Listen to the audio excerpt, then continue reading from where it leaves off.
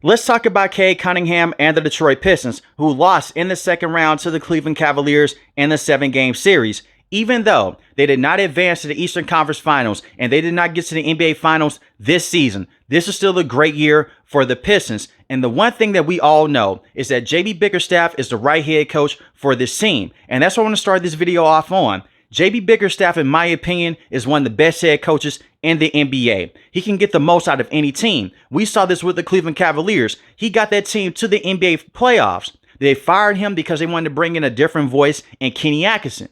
But JB Bickerstaff has turned this organization completely around. For anyone that is solely blaming JB Bickerstaff for losing to the Cleveland Cavaliers in the second round this year, or losing to the New York Knicks last year in the NBA playoffs, let me remind you of this. The last time the Pistons had a winning record before JB Bickerstaff was back during the 2018-2019 season. Dwayne Casey was still the head coach with this team.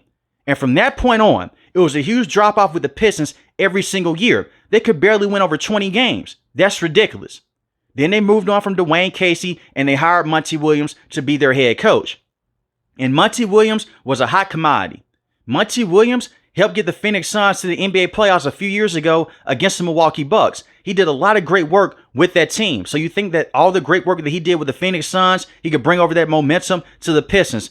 Wasn't the case. And nothing worked with him being the head coach. So you move on from him. As soon as they bring in JB Bickerstaff, they have a winning season. They won 44 games. They get back to the NBA playoffs for the first time in a very long time, and they match up against the New York Knicks. If the referees are better in that series, maybe the Pistons win that matchup. There's a lot of terrible calls in that series. And this time around against the Cleveland Cavaliers, you just lost to the better team. There are still a lot of flaws that are going on with this roster. But for JB Bickerstaff to have a winning season, to win 44 games in his first year, and his second year this season, you're the number 1 seed in the Eastern Conference. That's great coaching. Now, did he have a couple of things that he could have done better this postseason run? Sure. But we can say this about every single coach that has coached in NBA history. The one thing that I heavily disagree with JB Bickerstaff, he should have closed out some of those games early on with Paul Reed. He should have gave him more minutes at the center position because of how bad Jalen Duren was this postseason run. And that's why I'm going to start things off with this segment. It's a Jalen Duren situation. In the regular season, he was by far their second best player playing next to Cade Cunningham. 20 points a game in the regular season, 10 rebounds, shot 65% from the field. He drastically improved his numbers over the last few years. And Jalen Duren is still a young player. He's 22 years old. But in the postseason, all of those numbers dipped. The field goal percentage went from being 65% to 49%. 10 points a game, 8 rebounds. And he was a turnover machine, illegal screens. He had terrible hands in the pick and roll with Cade Cunningham. That was their bread and butter in the regular season, the pick and roll. You look at the numbers here, they had the best pick and roll percentage with any duo in the NBA in the regular season. He was a huge lob threat, catching lobs from Dennis Jenkins, Asur Thompson, and Cade Cunningham. And he was an elite defender at the rim in terms of rim protection. It was hard to score on the Pistons in the interior because of Jalen Duren. Now, we have seen a lot of players like this before in the NBA. They're great regular season players, but when it comes down to the NBA playoffs, they're not the same type of player. But with him being so young in his career, you can justify giving him a contract extension. Here's the problem. He's up for a max contract extension. And I don't view Jalen Duren being a max contract player. This is not the same association that we were dealing with 10 to 15 years ago. You could just throw out money like crazy. You now have the first and the second apron. You don't want to be in that territory, especially in the second apron. You can only make deals with other teams in the second apron, from what I'm understanding. Cade Cunningham is your star player. But with Jalen Duren, he showed those superstar moments this year. I had him being an all-NBA player. 20-10 is phenomenal. But can you do that in the playoffs? And we haven't seen it yet with Jalen. He had a lot of terrible moments this year. Facing the Orlando Magic in the first round, and the same with the Cleveland Cavaliers. And to speak up for Jalen Duren, because it wasn't all terrible, Game 7 against the Magic, he had a very good game. 15 points, 15 rebounds. And he was electric on the defensive end, especially late in the fourth quarter. That's what you want to see from your center of the future. Against the Cleveland Cavaliers in Game 1, the scoring numbers weren't that great. But defensively, he showed up on Donovan Mitchell getting to the rim, and the same with James Harden. He helped out the team in more ways than one. He became more of a playmaker in that game. And in Game 6 against the Cavs, he woke up once again. So you're seeing some of those moments with Jalen Duren in the postseason is just not enough. That Game 6, he was very impressive. 7 to 10 from the field, 15 points in this game, 11 rebounds, and he had 3 blocks. If he can just be more of that player going forward when they make it to the NBA playoffs, that's great. Now, this works out into the Pistons' favor. He'll be a restricted free agent. So maybe they don't have to go out there and give him the max contract extension. But at the same time here, I can see a lot of teams using this to their advantage. They could throw him a lot of money on that offer sheet. If he agrees to that deal, the Pistons have to go out there and match the offer sheet. It's similar to a situation to where the Suns had with DeAndre Ayton. They weren't that very high on DeAndre Ayton. The Pacers, they were. They threw him the bag. The Phoenix Suns come out, they gave him the deal because they matched the offer. But viewing Jalen Duren as a max contract player, I just can't do it. Even in the regular season, I've had a lot of questions here. Before the 2025-2026 season, he's just been a player that only averaged 10 to 13 points a game. The 2024-2025 season, 12 points a game, 10 rebounds, very good defender. The year before that, 14 points a game, 12 rebounds. Still a very good defender. We also had a lot of fouls this season and a lot of turnovers. But with him only being 22 years old, you can make the case to keep Jalen Duren around. If it's me, I'll look to try to work out a deal with another team, maybe a sign and trade. That's also easier said than done because that team, they're losing some assets here. Not only are they paying Jalen Duren, they're also giving up pieces to bring him in. And one team that stands out to me, the Chicago Bulls, they would easily make this type of move. They just throw him a lot of money because they're desperate to have a center on that roster. They haven't had a consistent big man in a very long time that can play both ends of the floor. But he has a great connection with Cade Cunningham on the basketball court. So we'll see what happens. But right now, I'm more so in the conversation of not bringing back Jalen Duren if it costs too much. But if you can work out a deal for $25 to $30 million a season, that's fair ground for both parties here, for the Pistons and for Jalen Duren. He could re-up in the future because he's so young in his career. Today's video is sponsored by Underdog Fantasy, the easiest and most fun way to spice up your sports watching. If you haven't tried Underdog yet, here's the deal. You just pick higher or lower on your favorite player stats like points, rebounds, or assists. And with the Eastern Conference Finals being here and the same with the Western Conference Finals, this is the best time to go out there and to watch sports with the chance to win big. And for example, with my picks, I have lower with SGA with points, 29.5 points. Higher with Stephon Castle, who has been on a complete heater as of late, 16.5 points with the San Antonio Spurs. And lower with Jalen Brunson, 27.5 points with the New York Knicks. It's that simple. And check this out. For new users, you place $5 in your first entry, you'll get $50 back in bonus entries when you use code ALLPRO. That is ALLPRO. And once again, I want to thank Underdog for sponsoring this video. Let's get back to the action. Outside the Jalen Duren situation with his contract this offseason, they still have other needs that they need to address on this roster, especially the lack of shooting on the perimeter around Cade Cunningham and the lack of playmakers on this offense outside of Cade. I've said this before, I'm going to say it again. Cade Cunningham is one of the best players in the NBA. He's a superstar. He's untouchable with this team. This is a guy that you should be building around for many years to come. I had him in the MVP conversation all year long. Even when he went down with the collapsed lung injury, he came back. He was still giving them very good basketball moments on the court. But so many people like to critique Cade Cunningham about his turnovers per game. Cade Cunningham, out of any player in the NBA, in terms of teams that are championship contenders or just went to the postseason this time around, he has the most responsibility by far. I can list off all the different teams here. We'll be here all day. But for example, Jalen Brunson, he doesn't have to go out there and be the main engine of the offense every single time. He can defer to Karl Anthony Towns. He can get the basketball to Mikal Bridges, and the same with OG. Donovan Mitchell, he now has James Harden playing alongside him. He has the two big men in the front court with Jarrett Allen, and the same with Evan Mobley. Evan Mobley can bring the ball up the court.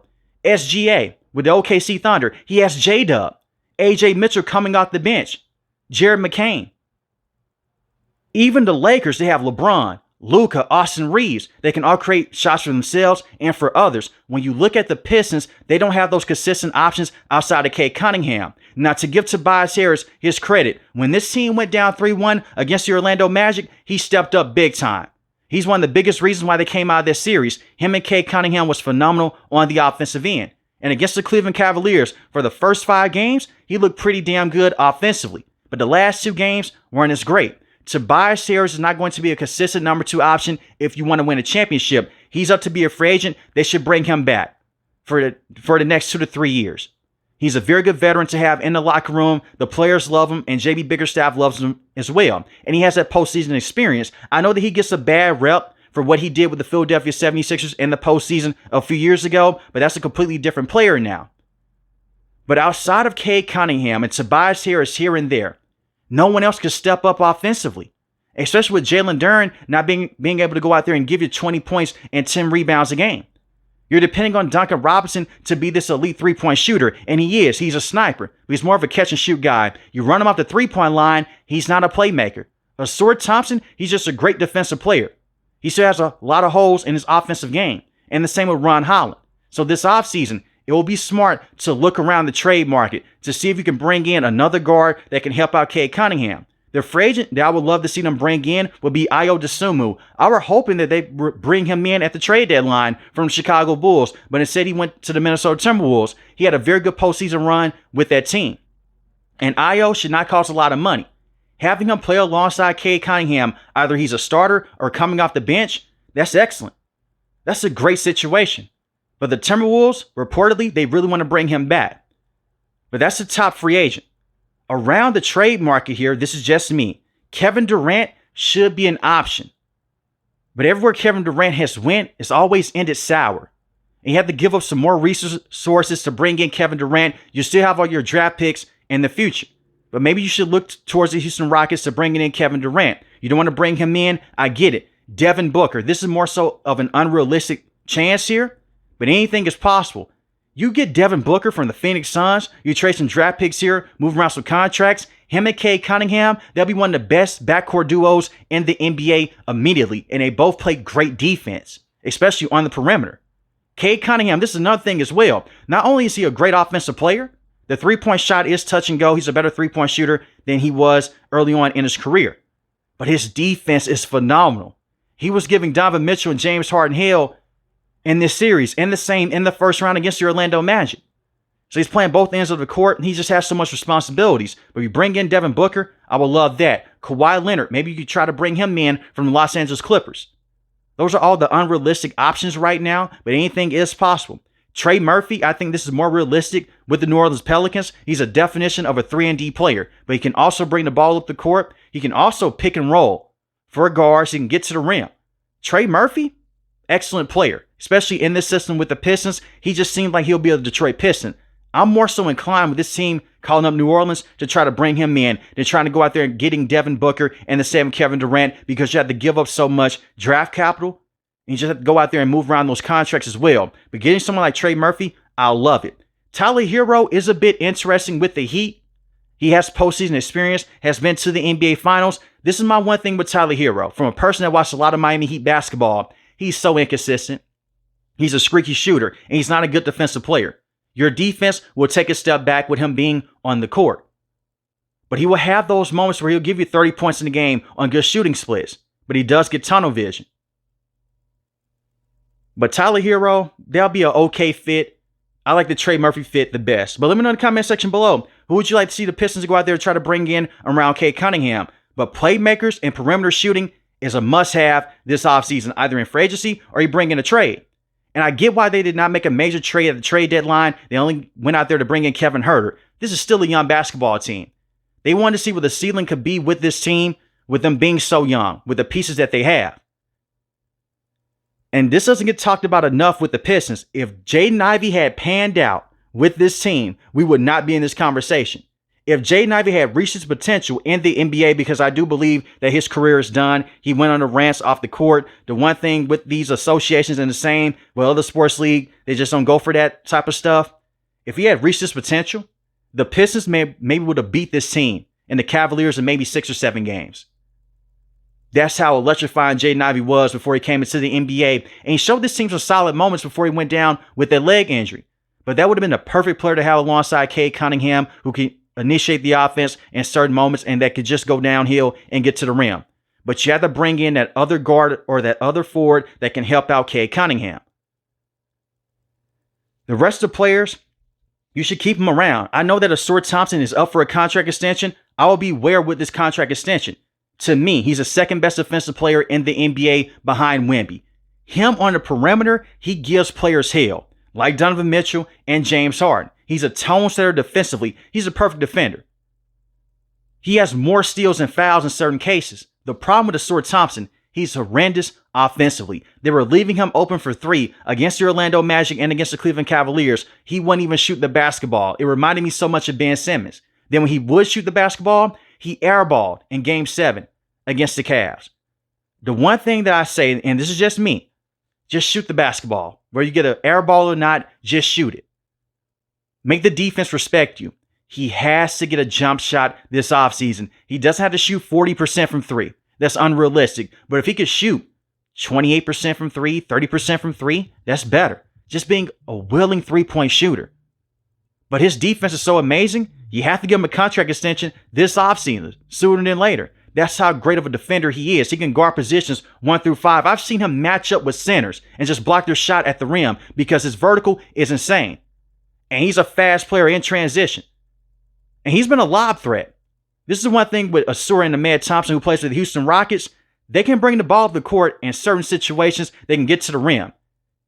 It's just the fact that they don't have an offensive game in terms of just going out there and shooting the basketball on a consistent basis. Ron Holland, he's still young in his career.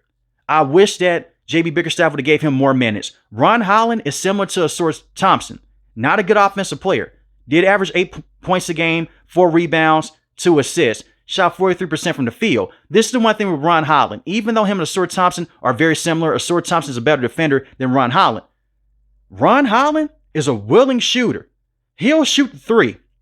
He may not make it, but he'll shoot it. He'll take that jump shot. You have to keep him around because his potential is insane. If he can develop an offensive game, he can be one of the better players on this roster around Cade Cunningham, and the same with Jalen Duren if you want to keep him around. These are your defensive players that come off the bench and they can start around Cade.